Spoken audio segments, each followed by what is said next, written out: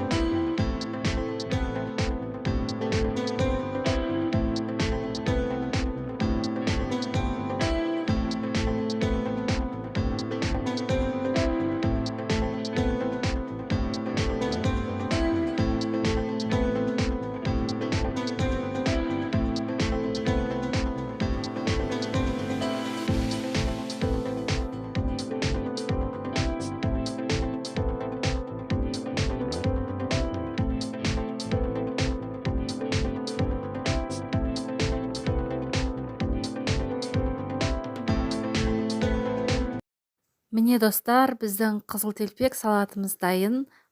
Егер видео ұнаған болса, подписка жасап лайк басуды ұмытпайық.